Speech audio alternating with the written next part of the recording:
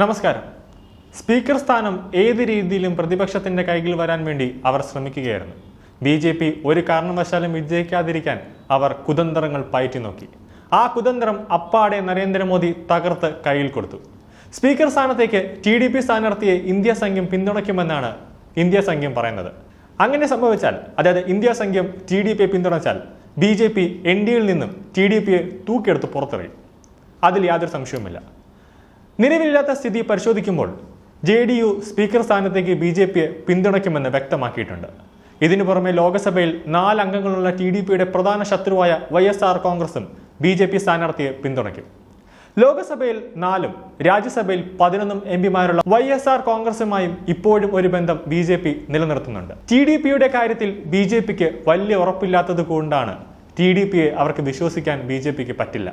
ഏത് സമയവും TDP BJPയെ ചതിക്കുമെന്നത് ഉറപ്പാണ്. സ്പീക്കർ സ്ഥാനത്ത് BJP പ്രതിനിധി വന്നാൽ TDPയും JDUവും പിളർത്തുമെന്നാണ് ഇന്ത്യ സംഘം ചെറിയ മുന്നറിയിപ്പ് നൽകുന്നത്. BJPയുടെ തട്ടകത്തിൽ തന്നെ ഒരു വജ്രായുധം അവർ തയ്യാറാക്കുന്നുണ്ട്. ലോക്സഭാ സ്പീക്കറായിട്ട് BJPയിൽ നിന്ന് എത്തുന്നതോടുകൂടി ഓപ്പറേഷൻ താമര എന്ന വജ്രായുധത്തിന് BJP തുടക്കം കുറിക്കും. ആ പ്രയോഗത്തിൽ ഇന്ത്യ സംഘം തകർന്ന് തരിപ്പണമാകുമെന്നതിൽ ഒരു ഡൗട്ടുമില്ല. അതോടുകൂടി ഇന്ത്യ മുന്നണിയെ പിളർത്താൻ BJPക്ക് എളുപ്പമാണ്.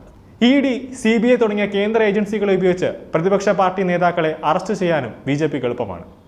ഏതെങ്കിലും കാരണത്താൽ TDP, JDU നേതാക്കൾ മുന്നണി വിട്ടാൽ പോലും നരേന്ദ്രമോദിയെ സംബന്ധിച്ച് അല്ലെങ്കിൽ BJPയെ സംബന്ധിച്ച് അവർക്ക് ഭയപ്പെടേണ്ട കാര്യമില്ല.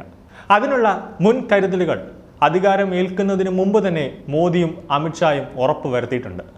അതേസമയം മോദി സർക്കാരിനുള്ള പിന്തുണ പിൻവലിക്കാൻ ശ്രമിച്ചാൽ കേന്ദ്ര ഏജൻസികൾ തിരിച്ചടി ഉണ്ടാവുമോ എന്ന ആശങ്ക ഒരു വിഭാഗം TDP, JDU MPമാർക്കുണ്ട്. ഇവർ ആരും ശുദ്ധരല്ല എന്നത് നമുക്കറിയാവുന്ന കാര്യമാണ്.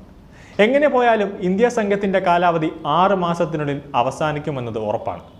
കോൺഗ്രസിന്റെ ഓരോ തീരുമാനങ്ങൾ അവർക്ക് തന്നെ പാരയായിക്കൊണ്ടിരിക്കുകയാണ്. ഒരു പ്രധാനമന്ത്രി സ്ഥാനാർത്ഥിയെ പോലും ഒറ്റക്കെട്ടായി ഉയർത്തിക്കാട്ടാൻ കോൺഗ്രസിന് ഇതുവരെ കഴിഞ്ഞിട്ടില്ല.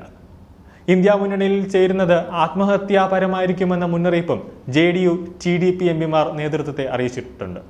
ഈ വികാരം കൂടി പരിഗണിച്ചാണ് ചന്ദ്രബാബു നായിഡുവും നിതീഷ് കുമാറും ഇന്ത്യ മുന്നണിയോട് കടക്ക് പുറത്തെന്ന് പറഞ്ഞത്. ഇവരുടെ കൂടെ കൂടുന്നതിനേക്കാളും നല്ലതാണ് എന്തുകൊണ്ടും NDAയിൽ കൂടുന്നത്. ജൂൺ 26-നാണ് സ്പീക്കർ തെരഞ്ഞെടുപ്പ് നടക്കാൻ പോകുന്നത്. ഡെപ്യൂട്ടി സ്പീക്കർ തെരഞ്ഞെടുപ്പ് അതോടൊപ്പം നടക്കും.